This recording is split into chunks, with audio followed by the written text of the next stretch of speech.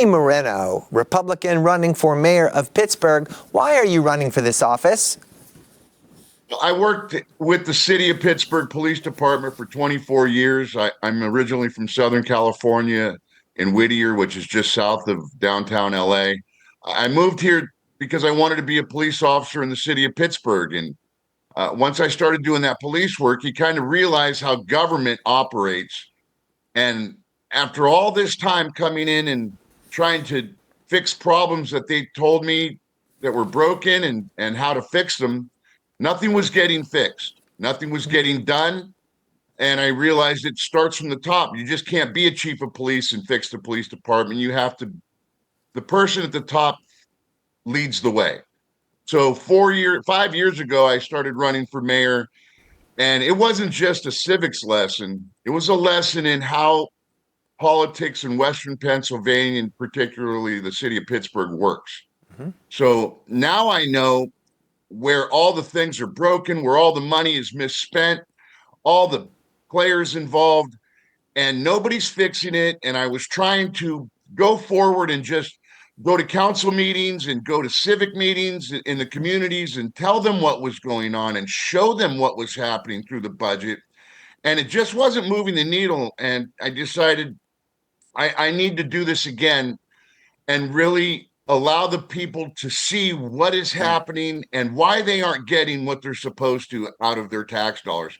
So basically, it's just to right the wrongs and get the ship rolling straight again and allowing people to live like they want and they expect. So, Tony, exactly where would you like to start then, especially given your experience as a police officer?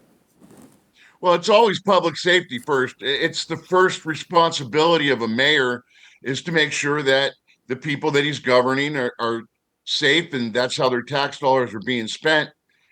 And the experiment of defund the police has failed horribly here in the city of Pittsburgh. I have all of their budget amendments, all their legislation that move towards reducing the amount of police officers that are active in the city of Pittsburgh. So everything that they told us that they wanted to achieve, they're achieving, even though people didn't like it. And now it's a complete and abject failure. We have in the city of Pittsburgh no police officers at the police stations in the middle of the night. We've already had a police station abandoned where the doors were left unlocked. There was nobody there. There's guns inside. There's evidence inside. There's drugs. It was just an incredible situation that has been presented to us in the city of Pittsburgh. We don't have enough officers. It's just mismanagement, and it can be taken care of. The money's there. That's an issue that they keep telling us, that they need more money. They don't need more money. All you have to do is go in the budget and look at where the money is. For example, they have $1 million in 2024 for post-overdose assistance, meaning you go out on the street, respond to an overdose. We don't want to take them to jail. We want to get them help. We take their information, move them to rehab. If they have mental health problems, it's just a follow-up. And the money's there for the additional time and manpower. But it went unspent. And the administration needs to answer for those things.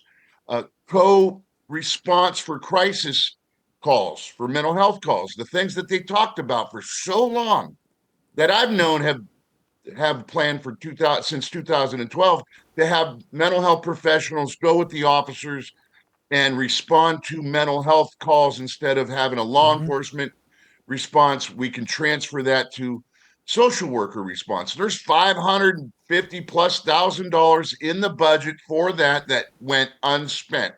So it's those kind of things that can be fixed right now immediately. And that's another reason why the mismanagement of the mayor's office is so glaring. It's the failure of our police department. Tony, let's go back to the beginning of your campaign. I understand you launched your campaign, you announced it, and you were standing next to a swimming pool. I figured that had some kind of significance. What was it? That's Jack Stack Pool on the north side here in Upper Brighton Heights. It's my neighborhood. It's a park, a giant sports complex with several baseball fields. It's got a batting cage and basketball courts and a swimming pool and a playground. I coached my son's baseball teams there. Uh, we use the park. It's right around the corner.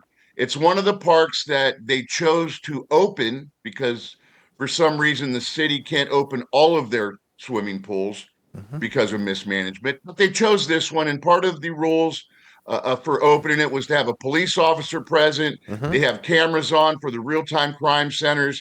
They were going to be fully staffed, and everything was going to be fine.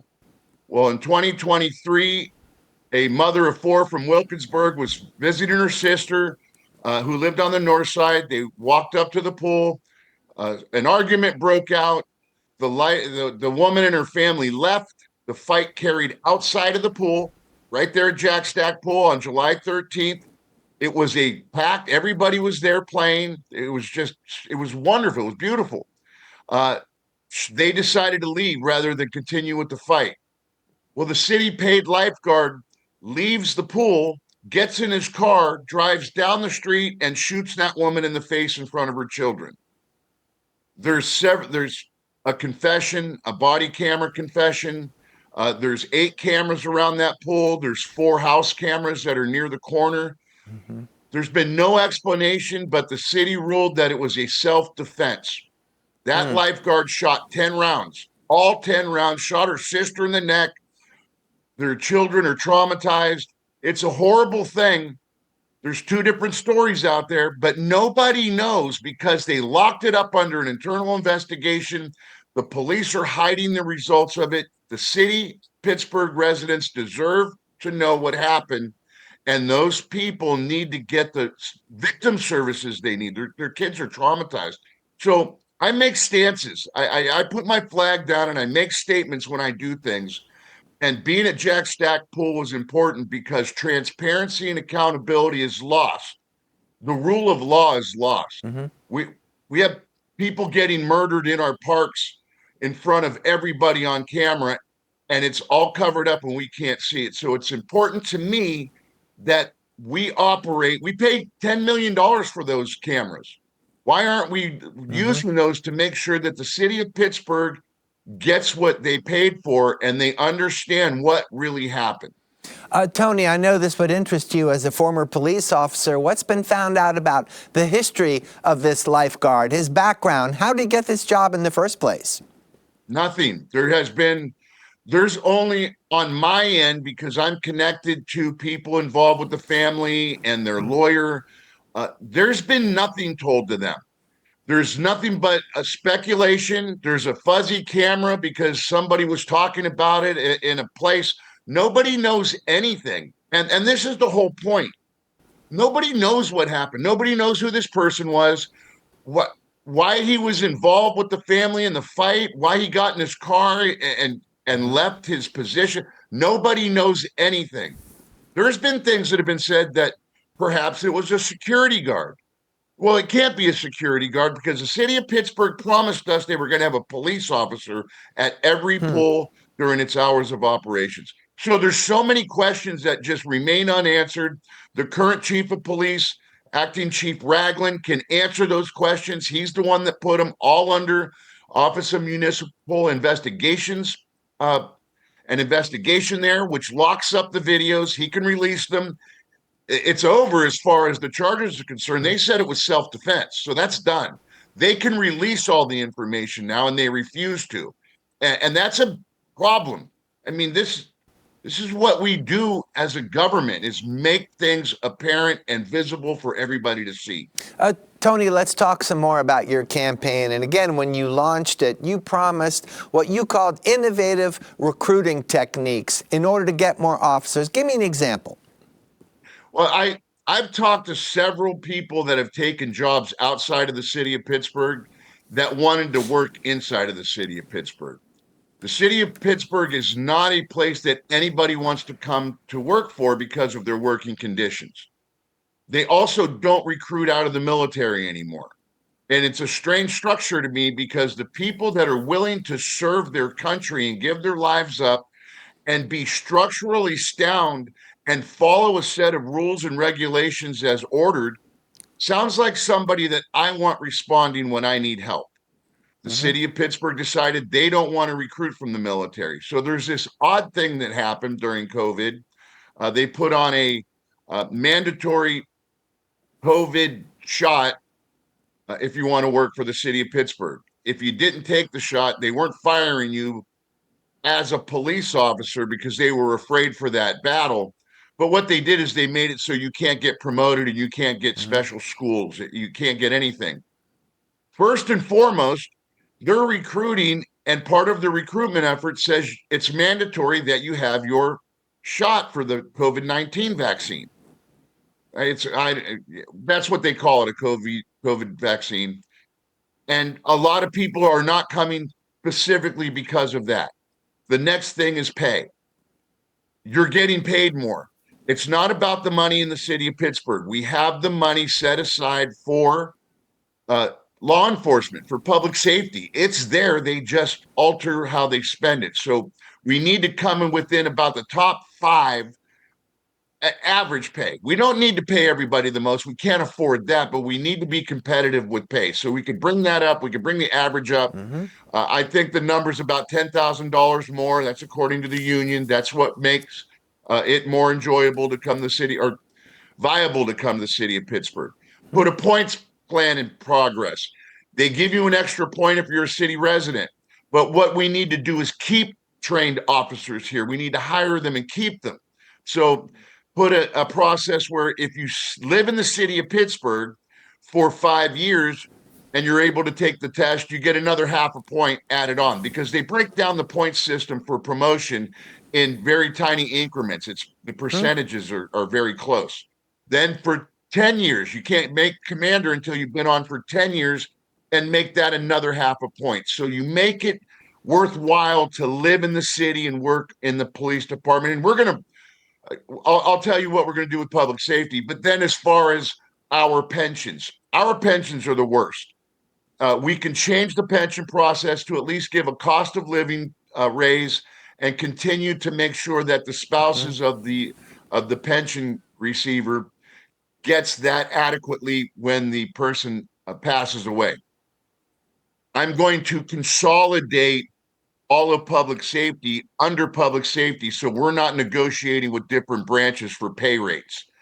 All pays are going to be across the board the same for chiefs, lieutenants, commanders. However the structure is, there's going to be pay rates, the highest rate being the chief, and then whatever assistants they have. So you're not competing amongst public safety for pay and retirement. It's just to make everything equal. How they get to those rates is up to them individually, but it's a political aspect what they do now. We'll get the firemen's vote if we give them better pensions, and we're not worried about the cops. So when you make everything equal, we come into play, and now everybody wants to come and be a Pittsburgh public safety person. Tony, I'm going to move us along because our time is limited now, especially for the benefit of our statewide audience. Just how are city finances in Pittsburgh doing, generally speaking? Right now, because it's this campaigning going on, that they got the A1 rating and their bond status is good. But in reality, they have huge problems because they were already facing issues after coming out of Act 47. COVID came and we got in the range of $340 million to prop us up. And that's where the problem is right now. They didn't use that money to build on their income base and how they were going to move the city forward. They just spread that money around, and it's completely unaccounted for. If you look into our budget right now, there is so much unspent money, and there's about 20 amendments that the city of Pittsburgh has created to move money from the original legislation approval into places that wasn't legislated, that wasn't made public. And now when you look up that budget amendment to see what the summary was on how that money was going to be used, you can't find it. So they are so underwater in what they're doing. They're canceling all their plans for making some of the public safety buildings better. They're borrowing money from the park tax. They're borrowing money for housing initiatives that they've already pushed $100 million through unaccounted for. They have a slush fund that's under investigation through the mayor's office called the P Card Fund that has $2.2 million of unaccounted for monies. So they are trying to, and then here comes Josh Shapiro, understanding that the city's looking at another Act 47 predicament because they've reduced all their parking due to environmental issues in their zoning laws that they just changed. The park tax was what led to them being able to get a parking tax. I'm sorry, enabled the city of Pittsburgh to get out of Act 47 because that was funding the pension. Well, they've reduced it so much now, and they don't have an initiative to make up for that pension fund. And now, why do they need more money for housing when they have so many initiatives out there providing for it? It's unexplained. They won't answer the question. Shapiro just floated $600 million to them so they don't look bad at next year as either a bankrupt city or another city under Act 47 when the draft comes to the city of Pittsburgh. So Shapiro's floating them with unaccounted for $600 million, and they're not telling us where the other money went. So we need to open the books and just talk about what happened to it. Where is it, and how do we righten the ship then? How about this, Tony? What can be done to attract new business to Pittsburgh? The permit process. They have strangled business by the permit process, licensing and permits. It takes for example development. Any kind of development takes 3 years, and that's them. I'm not even trying to count it. I went to their debate. They're talking about it. 3 years from start to finish to get development done, unless you are UPMC down at that Second Avenue Commons, First Avenue Commons building, the homeless shelter. They built that in less than 18 months. That was a $10 million project that just popped up overnight. So if you release the requirements that they put under the permits office and just narrow it down to, are we under code? Are we obeying the law? And is it safe? And then fast track it. We have all the technology. They've raised the prices. It's all to strangle business and control who grows here. I did a commercial 4 years ago that I can run right now, right there at Penn and 7th, where they tore down a parking garage and an existing building. The development was set to go, replacing the parking garage and a new business enclave with housing involved. And the permitting process just prevented it from happening. And they abandoned $10 million invested already and left it. The city of Ed Gainey just told us right now that that's going to be a park. So not only did we lose money, we're going to be spending money that we don't have for a park that's unnecessary. It's the business district. So when you make parking available, you make getting to their business easier instead of harder. When you make it safe downtown to just walk, businesses will come because this is the city of Pittsburgh that used to house 500 companies at the higher rate than anybody. You got to make it safe, make it viable, give them the ability to do business without strangling them, and then ask them how they can do business better. If you become the next mayor, Tony, is there anything you can do to keep taxes down and, of course, at the same time, not compromising services? Yeah, you start bringing that manufacturing back, you start bringing families back into living areas. That's a big problem. The city of Pittsburgh has created an arena where they have pushed families out and made it unaffordable to live here. And there's no way for those middle class families, those lower income families, to get jobs to sustain what the housing market was put on them. So they leave. Well, if we have jobs first that cater to the people that need to be able to afford housing, manufacturing is the best way to do it. Everybody's talking about how we're starving for manufacturing. We have nothing but empty buildings laying around. We can convert those into manufacturing, reduce the permitting process, bring manufacturing in to the neighborhoods that now has a housing crisis. We get them jobs. We create training programs. We get the nonprofits to start paying into not our cash fund where the politicians can steal it, but into programs that train people to work. They start building these homes that are empty, rehashing those, put them on the market, making the housing available. Now you have an economy that's starting to pay taxes instead of us paying for people to try to live here that can't afford it. It's a circular issue that can be done. I don't know why they don't do it. The money's there, the process is there. They just manipulate so they can control how people live. I They just, being the Democrats in this city, Pittsburgh, because there are no Republicans.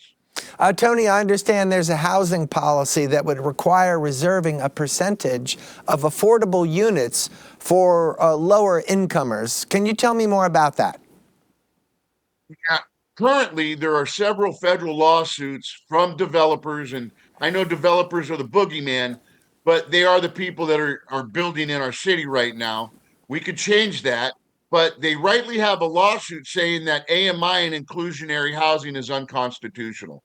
What the city of Pittsburgh is asking them to do is build housing and then control who's able to live in them. For example, the AMI, I say it this way because people understand it easier. It is the average municipal income. So what they do is they take the income across Allegheny County, make it an average, and then they provide housing vouchers across a percentage rate. So if the average income across Allegheny County is, I'll put a round number on it, $40,000. I think it's more around 36, but $40,000, and a mother of two, a single mother of two receiving government assistance only gets $38,000. She'll never be able to afford to live in these places. So they create a gap payment. That's the control mechanism on who gets to live in a place and who doesn't. They went ahead and did this in Penn Circle. They came in and said, "Hey, we're going to make this nicer for you guys." Ed Gainey, when he was a state rep, right before when he first got elected, he moved those people out of Penn Plaza, gave them $1,000 vouchers, and said, "All right, when we're done, we're going to move you back in." They redid the whole plaza and then invited everybody back, except they couldn't afford to live there. So there's an issue with that plan that they're making it for people that can't afford it. Yet they're pushing money in and then controlling who gets the money. So the real question is, how do we get affordable housing for people that don't need assistance but can't afford the rent? That's when you release all of these actions in inclusionary zoning across the city. You just develop towards the community. What do you need? We have $100 million we pushed through here that didn't work. We have a lot more money. Let's just figure out what the community needs. If they need more apartments at about $1,000 a month variable, then let them build them. If you go to Squirrel Hill and they say, "Hey, we need more expensive high rises for people that want to live a little more expensive," then build those, because you don't need to put people that can't afford them and force them to ask for a voucher to live there. So if you release those things and let them just build to the individual communities and flood the market with housing, it brings the cost down and gives people places to live. Tony, we only have a few minutes left, so let's talk about your political affiliation. I understand you have a history of switching political parties. Tell us briefly why you did that. Well, I came right out of the Army into this area. It was Youngstown, Ohio. And then I took the test to be a city of Pittsburgh police officer, and I came here. I wasn't political. I was a servant. I was a military member, and that just gives you a certain way of life. My dad was a union member. My dad's Mexican. We're from Southern California. We lived a life that was a little bit different that was here, different issues that were going on here, but we never talked about politics. It wasn't a thing that we did. When I get in the police department and I start to establish myself here, I see that there's no Republicans, there's only Democrats. I'm like, what's going on with that? And they said, well, there are no Republicans here. And they count how many people are registered to get money for the unions. And I didn't understand that either. What do you mean? It didn't make sense until I went to a meeting, I got involved, And I heard a politician in the city of Pittsburgh say, I asked a question. You guys are telling us this is the right thing. Why don't you just vote for it in the House? And he said, because you don't have enough people that vote. It doesn't matter. So I knew right then I had to register as a Democrat because they count those votes. Playing the politics of the day wasn't in my life until I retired and I decided I wanted to run for a position. And there was no Republican Party. So I just went about what they do. Then I realized how crooked it was, what was going on. That's a whole long story. But I got written in on the Republican side. I went to that area of the city and realized this is more in line with how I live my life, with the standards that I believe in. But the political process was still crooked. That's about when I knew where I needed to be politically. I don't care about Democrat labels. I don't care about Republican labels. I need a platform to run on. The Democrats will just kick you right out. You have no voice there. They did it to me. But there's a lot of representative values there. So on the Republican side, I can platform there and still just bring this normalcy of what the den mothers and coaches in the Democrat side desire, and the actions that the Republicans want to just be allowed to perform. So it's easy to stay off the crazy sides of both ends because I've been in both ends. It's just we need to have something straight in the ship. Nobody's looking into what's going on. It's not an issue for me. They could say it all they want. Both sides attack me on it. It's not a problem. Just ask me any question, and you're gonna hear my answer and find a place that you fit with me. Tony, how much does Donald Trump returning to the White House affect your campaign? As far as how I message, not at all, because it's the same message from 5 years ago that I learned about 20 years ago. We got to fix what's broken inside of our city, and the national politics have nothing to do with it. But there is an eye-opening on how our government works. If you just watch how President Donald Trump operated and the things that happened, and how the progression of the attack politics happened, and then here comes this tremendous win for President Donald Trump and the Republicans, and now the opening of the books. What are we seeing? What does transparency really look like? What happens when somebody says they're going to do something and they do it? I believe all people really see this in a different light now, and I think it makes it better for people to be able to just look at the transparency of the people running, look at what they're saying, look at how they're voting, look at what is producing better rather than what is hurting us.